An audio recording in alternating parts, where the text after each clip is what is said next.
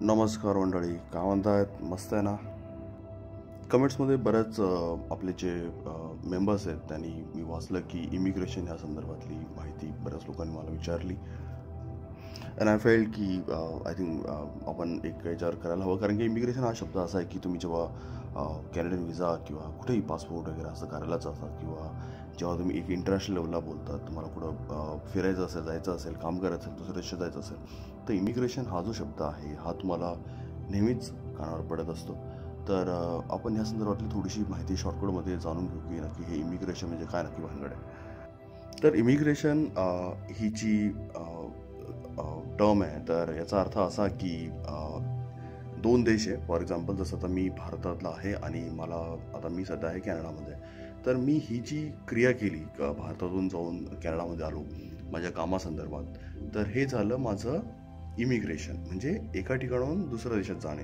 जसं की मी कॅनडाचा रहिवासी नाही आहे, ओके, पण माझं सध्या असं काम आहे की मला कामानिमित्त किंवा मला फिरण्यासाठी मला दुसऱ्या देशात जायचं आहे, काही दिवसांकरता राहायचं आहे. तर त्या सरकारची परमिशन्स आणि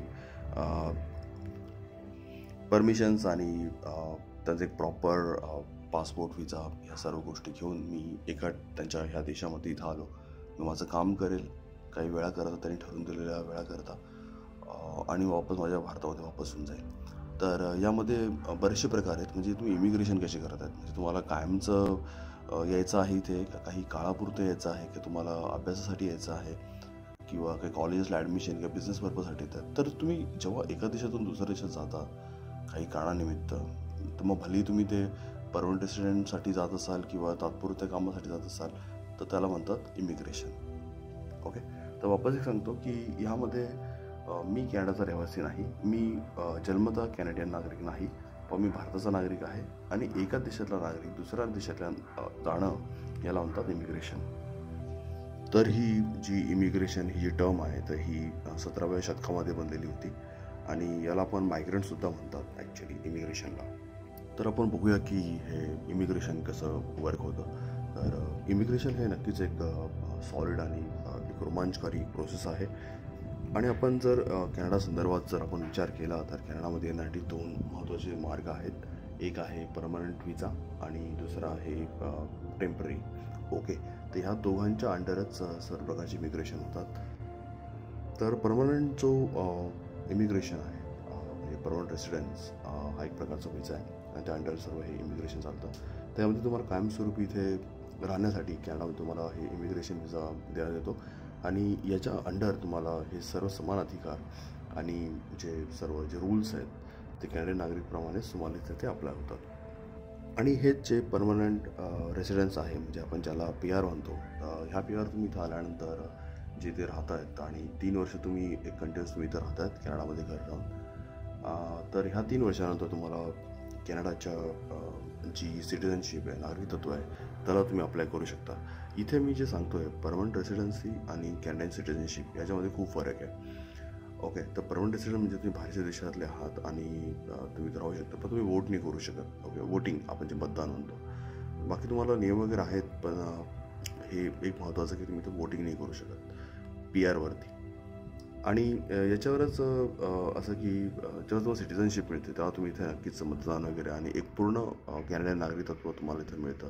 आणि कॅनडा देश असा आहे की हे तुम्हाला ड्युअल सिटिझनशिप जे आहे ते सुद्धा ऑफर करते. म्हणजे तुम्ही भारताचे रहिवासी आहात आणि तुम्हाला कॅनडियन रेसिडेन्सी जे सिटिझनशिप आहे ती घ्यायची असेल, तर तुम्हाला भारताचा पासपोर्ट किंवा भारताचं नागरिकत्व तुम्हाला हे म्हणजे संपवावं नाही लागत. म्हणजे तुम्ही ते सुद्धा कंटिन्यू करू शकतात, आणि कॅनडियन नागरिकत्वसुद्धा.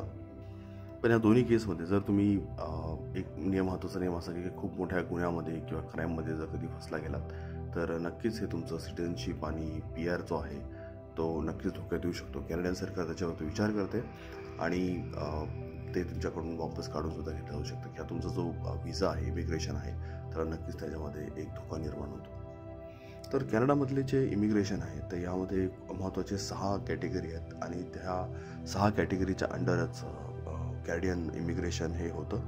तर ह्या कॅटेगरी कुठल्या आहेत, तर म्हणजे आता ह्या ज्या कॅटेगरीचं सांगतो, ह्या अंडरच सर्व प्रकारचे जे व्हिजा आहेत, म्हणजे आपले जसं PR झाला तुमचा, PR नाही, स्टुडंट विजा झाला, वर्क परमिट झालं, फॅमिली झाली, सुपर विजा आला, व्हिजिटिंग विजा झाला, स्किल वर्कर झाला. तर हे जे सर्व प्रकारचे जे इमिग्रेशन हे सर्व ह्या 6 कॅटेगरीच्या अंडर येतात. तर हे 6 प्रकारच्या ज्या कॅटेगरी आहेत ह्या कुठल्या? एक तर फेडरल स्किल वर्कर, दुसरा क्युबेक स्किल्ड वर्कर, तिसरा प्रोव्हिन्शियल नॉमिनी प्रोग्राम्स, चौथा बहुतेक फॅमिली स्पॉन्सरशिप, पाचवा बिझनेस इमिग्रंट्स आणि 6वा जो आहे तो कॅनेडियन एक्सपिरियन्स क्लास. तर हे जे सर्व इमिग्रेशन आहे तर हे सर्व कॅनेडियन विजा जे मिळतात म्हणजे आपण जे अप्लाय करतो भारतातून तर त्या विजावरती हे सर्व इमिग्रेशन चालतात. तर हे जे विजा आहेत तर ह्या विजाचे एक टोटल टाईप किती आहेत म्हणजे कुठल्या बेसिसवर तुम्ही अशी इथे एंट्री करू शकतात. तर विजाचे तसे खूप प्रकार आहेत. व्हिजिटर विजा, स्टुडंट विजा, वर्क विजा, परमनंट रेसिडेंट विजा, बिझनेस करायचा असेल कोणाला त्यासाठीचा विजा, एक्सप्रेस एंट्री प्रोग्राम विजा.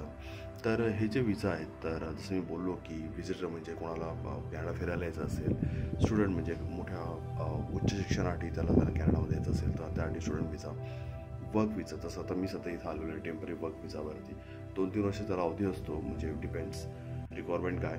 तर तसा वर्क जर कामानिमित्त यायचा तर तो वर्क विजा आहे. PR विजा जसं आता मी बोललो की PR आणि सिटिझनशिप तसं तो PR विजा परमनंट एकाला कायमचं इथं स्थायिक व्हायचं आहे तर तो परमनंट रेसिडेंट विजा. नंतर बिझनेस इमिग्रंट विजा कोणाला व्यवसायाच्या कामानिमित्त एक्सपांड करायचं, जॉब निर्माण करायचं तर कॅनेडियन सरकार त्याला वेलकम करते आणि सांगते की या आणि तुम्ही ते सर्व बिझनेस एक्सपांड करा. कारण डेफिनेटली मागेसुद्धा मी बोललेलो की कॅनडामध्ये लोकसंख्या खूप कमी आहे आणि त्यांना हे सर्व गोष्टी स्टेबल ठेवण्यासाठी नक्कीच जे इमिग्रंट्स आहे पूर्ण देशातले आजूबाजूच्या तर त्यांची त्यांना गरज लागत असते. कारण त्यांचा जो व्यवसाय त्यांचा कारभार हे सर्वच त्यांना सांभाळायचं आहे, रेव्हेन्यू जनरेट करायचं आहे, त्यांची जी इकॉनॉमी ती चालवायची आहे. तर त्यामुळे नक्कीच त्यांना ह्या सर्व गोष्टींची गरज पडते. आणि जवळपास मला जी माहिती आहे खूप सारे असे भारतीय आहेत जे कॅनडा ही प्रथम पसंती येतात आणि त्यानुसार ते स्थायिक होतात.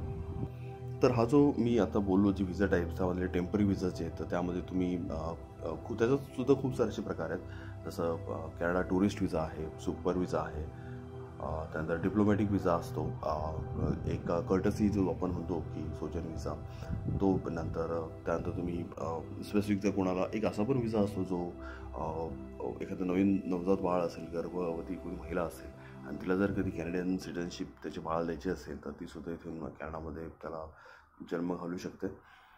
कुणाला अवयवदान करायचे असतील तर त्यासाठी सुद्धा त्यांना एक एक्सप्रेस एंट्रीवर त्यांना इथे विजा देण्यात येतो. त्यानंतर टेम्पररी वर्क विजा आहे, टेम्पररी रेसिडेंट विजा आहे, त्यानंतर वर्किंग हॉलिडे विजा आहे. तसे खूप सारे असे प्रकार आहेत कॅनेडियन विजा जे अप्लाय करण्याचे आहेत. या सर्वांमध्ये एक महत्त्वाचं की एक्सप्रेस एंट्री विजा जे आहेत तर ते खूप महत्त्वाचे आहेत. तुम्ही यावरती नक्की विचार करा, बघा. कारण जसं मी बोललो की इथे A to Z जे जॉब्स आहेत म्हणजे एवढे छोटे छोटे जॉब्स आहेत पण त्याच्यासुद्धा जसं मी मागच्या व्हिडिओमध्ये बोललो होतो की जवळपास $1 ते $1.25 लाखपर्यंत पेमेंट हे मिनिमम इथे मिळतं. $15 ते $16 प्रति तासाचा इथं रेट चालतो आणि दिवसातून 8 तास आणि हप्त्यातले 5 दिवस असं म्हणून ते काम चालतं. जवळपास $1.25 लाखपर्यंत इथे पेमेंट निघतं मिनिमम. मॅक्झिमम जे तुमची जी कॅपॅसिटी आहे आणि तुमचं स्किल्स काय, एज्युकेशन काय तर त्या बेसिसवर हे सर्व पेमेंट वगैरे याच्यामध्ये निघतं. आणि एवढी गरज आहे जसं आता मी एक्सप्रेस विजा जो सांगतो आहे तर त्यामध्ये स्किल्ड वर्कर असे आहेत म्हणजे ज्यांना प्लंबिंग, फिटर, सुतारकाम म्हणा, रंगकाम, पेंटर वगैरे, ड्रायव्हर झालेत, त्यानंतर पुढे असिस्टंट झालेत, शेतीमध्ये काम करणारे लोक झालीत, त्यानंतर मॉल्समध्ये, शॉपमध्ये त्यानंतर मदत करणारे लोक झालीत. प्लस त्यांना जे एक सपोर्टिंग जे लागतात पब्लिक ओके तर तीसुद्धा अशी पब्लिक इथे मिळत नाही. खरं सांगतो एवढा तुफान रेट त्यांना देतात. मी एक $1.25 लाख तुम्हाला मिनिमम सांगितले पण एवढं तुफान पेमेंट कमवणार याच्यामध्ये पब्लिक आहे आणि कमवतात आहे. तर एक्सप्रेस एंट्रीवर तुम्ही नक्कीच ध्यान द्या. स्किल वर्कर थ्रू म्हणजे कशी एक एंट्री घेऊ शकता तर त्या बेसवर होतं. आणि सांगायच्या गोष्टी यूट्यूबवर खूप सारे असे व्हिडिओज आहेत ज्यामध्ये लोक खूप सारे घाबरून टाकतात की नाही इथे होत नाही वगैरे ते नाही. सर्व बोलायच्या गोष्टी आहेत. करायचं म्हटलं तर गोष्टी नक्कीच होतात आणि प्रयत्नांती आपण जे म्हणतो की सापडतं सर्व तर नक्कीच करायला हवं. तर बेस्ट ऑफ लक. बघा मला जेवढी माहिती होती मी नक्कीच थोडंफार आधार घेत असतो. मी पूर्ण अभ्यास करून सर तुम्हाला मी माहिती पुरवत असतो. पण तरीही जर तुमचे काही सजेशन असतील तर नक्की मला खाली कमेंटमध्ये सांगा, प्रश्न विचारा. जोपर्यंत इथे कॅनडामध्ये आहे तोपर्यंत मी नक्कीच ह्या इथून जेवढं मला करता येईल तेवढं मी नक्कीच हेल्प करेन. बस चला, भेटूया पुन्हा वापस. जय महाराष्ट्र.